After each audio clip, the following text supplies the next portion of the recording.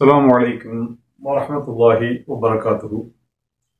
புகழ் அனைத்தும் இறைவன் ஒருவனுக்கே.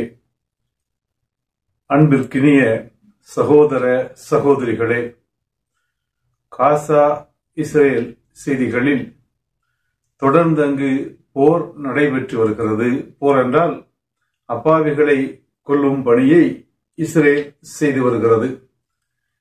இஸ்ரேல் போராளிகளோடு மோதுவதற்குரிய தெம்பையும் திறனையும் இழந்து போரோடு சம்பந்தமில்லாத குழந்தைகளோடு போரிடுகிறது, பெண்களோடு போரிடுகிறது என்பதுதான் உண்மையான நிலவரமாகும்.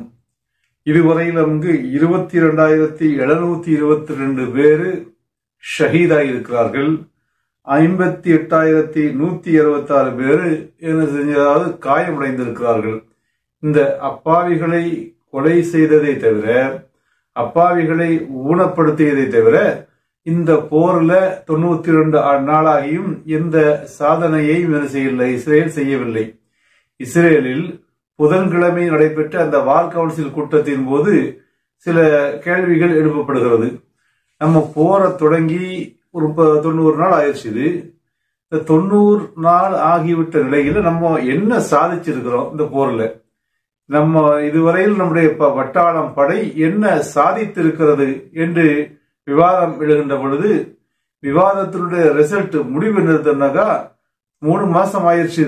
ஆனால் இதுவரையிலும் போரில் நாம் சொன்ன இலக்குகளில் 1% கூட, ஒரு விஷயத்தை கூட நம்மால அடைய முடியவில்லை என்று வார் கவுன்சில் கூட்டத்தில் செய்யப்பட்டிருக்கிறது. விவாதம் எழுந்து விவாதத்தினுடைய முடிவு இப்படித்தான் வந்திருக்குது. அப்போ அல்ஹம்துலில்லாஹ், புகழ் அனைத்தும் இறைவனுக்கே. அல்லாஹ்வை துதிக்க வேண்டிய நேரம் இது. அப்படிதானே? அல்லாஹு அக்பர், அல்லாஹு அக்பர், லா இலாஹ இல்லல்லாஹு அல்லாஹு அக்பர்னு சொல்ல வேண்டிய நேரம். ஏன்னாக இது அதாவது கிட்டத்தட்ட 3 மாசமாக ஒரு 3 வல்லரசுகள் இணைந்து, அதோடு பல நாடுகள் இணைந்து, அது மாதிரி இது 50க்கும் மேற்பட்ட போர் விமானங்களை வைத்துக் கொண்டு, அது மாதிரி பல கப்பல்களில் ஆயுதங்களை கொண்டு குவித்து, பல விமானங்களில் ஆயுதங்களை கொண்டு குவித்து, அவைகளை எல்லாம் காசாவின் போட்டுவிட்டு, ஏற்கனவே அவங்கள்ட்ட கிடங்குகள்ல சேகரிச்சு வைத்திருந்த ஆயுதங்களை எல்லாம் காலியாக்கிவிட்டு, அது பத்தாதென்று வேறும் மேலும் ஆயுதங்களை அந்த பல அமெரிக்காவிலிருந்து, பிரிட்டனிலிருந்து, ஜெர்மனியிலிருந்து என்று கொண்டு வந்து சேர்த்து, அவைகளை எல்லாம் கொண்டு காசாவின் மீது கொட்டி 100 நாளாக தொடர்ந்து கொட்டிய பிறகும் கூட அவர்கள் எதை நினைத்தார்களோ அதுல ஒரு விஷயத்தை கூட சாதிக்க முடியவில்லை என்பது அவர்களே ஆய்வு செய்து சொல்லக்கூடிய செய்தியாக இருக்கிறதுனாக்கா, அப்ப அந்த போராளிகள் எந்த அளவிற்கு போர் செய்து கொண்டிருக்கிறார்கள், இந்த போரை பொறுத்தவரை எந்த அளவுக்கு அவர்கள் வலிமையோடு இருக்கிறார்கள் என்பதை எது காட்டுகிறது? இவர்களுடைய இந்த போர் கவுன்சில் முடிவே காட்டுகிறது. அல்ஹம்துலில்லாஹ், பாதிப்புகள் ஒரு பக்கம் இருந்தாலும் 22,000 உயிருங்கிறது சாதாரண விஷயம் இல்லை. அந்த அப்பாவிகளை இவன் கொலை பண்ணி இருக்கிறான், இது ரவுடிசம் பண்ணி இருக்கிறான், அது மாதிரி இது அந்த மிருகத்தனமான வேலைகளை செஞ்சுட்டு இருக்கிறான். அப்படி இருந்தாலும் கூட ராணுவ ரீதியாக இவனால ஒரு இன்ச்சு கூட நகர முடியவில்லை என்பது பெரிய செய்தியாக, அல்லாஹு அந்த மக்களுக்கு, அந்த போராளிகளுக்கு உதவி செய்திருந்தா மட்டும்தான் இப்படி செய்ய முடியும். இல்லைனாக்கா ஒரு முனிசிபாலிட்டியில் இருக்கக்கூடியவங்க, ஒரு நகராட்சி அளவில் இருக்கக்கூடியவங்க, இருந்து போரிடக்கூடியவங்க இவ்வளவு பெரிய வல்லரசுகளை எதிர்த்து 3 மாசமாக அந்த வல்லரசுகளால எதையுமே சாதிக்க முடியவில்லை. இந்த கஸ்ஸாம் படையணி, ஹமாஸ் படையணி என்ற தரப்பிலிருந்து பேசக்கூடிய அந்த துவைதிரி அவர்கள் செய்யறாங்கன்னாக்கா, துவைதிரி அந்த மாதிரி அல் ஜசீராவுடைய நிருபர் வாயில் தஹதூது போன்றவங்க அவங்களுடைய ட்விட்டர் பதிவுல ஒரு விஷயத்தை சொல்லி இருக்கிறாங்க. இந்த 90 நாள் போர் நடந்தது இல்லையா, இந்த 90 நாள் போர்னால கஸ்ஸாம் படையணி தன்னுடைய 3% சக்தியை மட்டுமே இந்த 90 நாள்ல பயன்படுத்தி இருக்கிறது. 97% அப்படியே பாதுகாக்கப்படுகிறது, இருந்த நிலையிலேயே இருக்கிறது. அப்ப அந்த 3% சக்தியை பயன்படுத்தி இஸ்ரேலுக்கு இந்த நிலையை ஏற்படுத்தி இருக்கிறார்கள் என்றால், பாக்கி உள்ள 97% சக்திகளும் பயன்படுத்தப்படுகின்ற பொழுது இஸ்ரேலின் நிலை என்னவாகும் என்பதை நீங்கள் அறிந்து கொள்ளுங்கள்.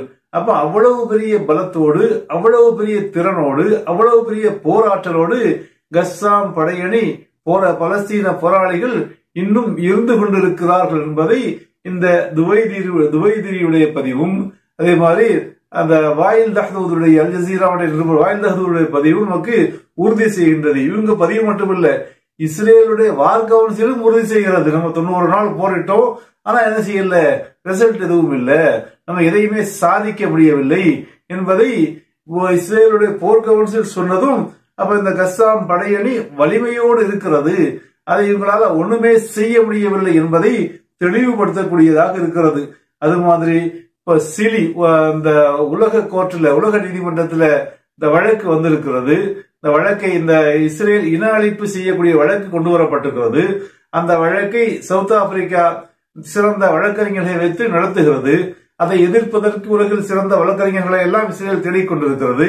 இந்த நிலையில சிலி நாட்டை சேர்ந்த 100 வழக்கறிஞர்கள் ஒன்றிணைந்து இந்த அவர்களுடைய தரப்புல செய்றாங்க, இஸ்ரேல் மீது இன அழிப்பு வழக்கை அந்த உலக நீதிமன்றத்தில் செய்றாங்க தொடரப் போவதாக அறிவித்திருக்கின்றனர்.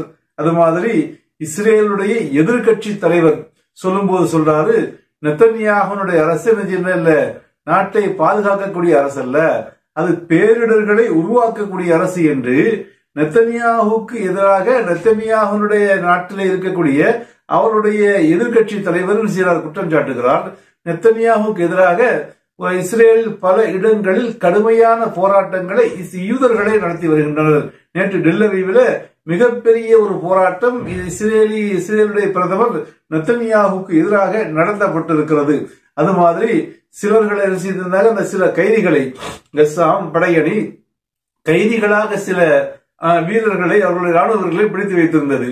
அவர்களை பாதுகாப்பாக இவங்க வச்சிருந்தாங்க. கைதிகளாக இருந்தாலும் அவர்களை கைதிகளாக பிடித்து விட்ட பிறகு அவர்களுடைய உயிருக்கு பாதுகாப்பு கொடுத்து அவர்களை மிக பத்திரமாக பாதுகாத்து வைத்திருந்தனர். ஆனால் அவர்களை இந்த இஸ்ரேலிய ராணுவமே தன்னுடைய வீரர் கைது செய்யப்பட்டிருக்கக்கூடிய வீரர்களை சுட்டுக் கொண்டது உங்களுக்கு தெரியும். அந்த அவர்கள் சுட்டுக் கொல்லப்படுவதற்கு முன்னால கஸ்ஸாம் படையணி அதாவது பதிவு செய்த ஒரு வீடியோ வெளியிட்டிருக்கிறது.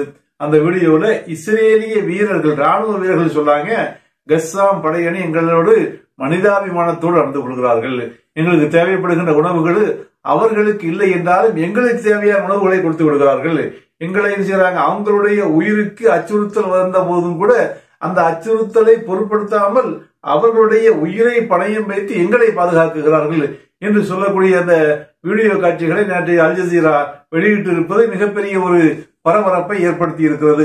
அது மாதிரி இந்த ஒரு கம்பெனி, ஒரு கப்பல் கம்பெனி செங்கடல்ல வந்து செய்யறது மிகப்பெரிய பிரச்சனைகளை ஏமன் போராளிகள் உருவாக்கி விட்டதுனால செங்கடல் வழியாக செல்ல முடியாத நிலை ஏற்பட்டு விட்டதுனால இம்பீரியல் என்ற பிரிட்டன் கம்பெனி அந்த செங்கடல் வழியாக வரக்கூடிய எல்லா கப்பல் போக்குவரத்துகளையும் நிறுத்திவிட்டு வேறு வழியை ஆராய்ந்து கொண்டு வேறு தூரமான வழிகளின் மூலமாக சரக்குகளை அனுப்புவதற்கு யோசனை செய்து கொண்டிருக்கிறது. அது மாதிரி ஹிஸ்புல்லா வந்து இந்த ஒரு அறிவிப்பை வெளியிட்டிருந்தது. கிட்டத்தட்ட நாங்க அந்த சாலஹல் ஹரூரி என்ற ஒரு ஹமாஸனுடைய தளபதியை இஸ்ரேல் லெபனானின் மீது குண்டு போட்டு, பெய்ரூத்தின் மீது குண்டு போட்டு இஸ்ரேல் அழித்ததா இல்லையா, இதற்கு நாங்கள் பழி வாங்காமல் விட மாட்டோம் என்று சொல்லியிருந்த அந்த ஹிஸ்புல்லா நேற்று முதல் அந்த பணியையும் தொடங்கிவிட்டது. கடுமையான ஏவுகணை தாக்குதல்களை இஸ்ரேலை நோக்கி தொடுத்திருக்கிறது. இஸ்ரேல் இந்த ஹமாஸுடைய தாக்குதலால நடுங்கி போய் மிகப்பெரிய அச்சத்திலும் பீதியிலும் உறைந்து போய் கிடக்கிறது. நேற்று 62 ஏவுகணைகளை இஸ்ரேலுடைய மெரூன் அந்த தளத்தை நோக்கி அனுப்பியது. அந்த மேரூன் தளம் என்பது என்னன்னாக்கா அது ஒரு வானியல் தாக்குதல்களை கண்ட்ரோல் செய்யக்கூடிய தளம். இந்த தளத்திலிருந்து தான் பல்வேறு ஆபரேஷன்கள் நடத்தப்படுகிறது. லெபனானை நோக்கிய விமான தாக்குதல்கள், அது மாதிரி சிரியாவை நோக்கிய விமான தாக்குதல்கள், சைப்ரஸை நோக்கிய விமான தாக்குதல்கள் என்று இந்த மேரூன் தளத்திலிருந்துதான் மிகப்பெரிய வானியல், அதாவது இந்த வான்வெளி தாக்குதலுக்கான திட்டங்கள் தீட்டப்படுகிறது. இங்கிருந்துதான் இந்த ஆபரேஷன்கள் செய்யப்படுகிறது, நடத்தப்படுகிறது. அப்படிப்பட்ட முக்கியத்துவம் வாய்ந்த இஸ்ரேலில் இந்த வான்வெளி ஆபரேஷன்கள் நடத்தப்படும் தளத்தை நோக்கி தொடர்ந்து 62 ஏவுகணைகளால் துளைத்து அந்த தளத்திற்கு மிகப்பெரிய இழப்பையும் மிகப்பெரிய பாதிப்பையும் நேற்றைய இந்த ஹிஸ்புல்லாவுடைய தாக்குதல் ஏற்படுத்தி இருக்கிறது. அது மாதிரி ஹிஸ்புல்லாவுடைய தலைவராக இருக்கக்கூடிய அந்த படையினுடைய பொறுப்பாளராக இருக்கக்கூடிய ஹசன் நஸ்ருல்லா சொல்லும்போது சொன்னாங்க, இனிமேல் என்ன செய்யல, இஸ்ரேலோடு பேச்சுக்கு இடமில்லை, பேச்சுவார்த்தை வேண்டும் என்றால் முதலில் தாக்குதலை இஸ்ரேல் நிறுத்த வேண்டும், போரை நிறுத்திவிட்டு அது பற்றி யோசிக்க வேண்டும், போர் நிறுத்தப்படும் வரையிலும் எந்தவித பேச்சுவார்த்தைகளுக்கும் இனிமேல் இல்ல, எந்தவித சமாதானத்திற்கும் இடமில்லை என்று அதனுடைய தலைவர் ஹசன் நஸ்ருல்லா அறிவித்திருக்கிறார்.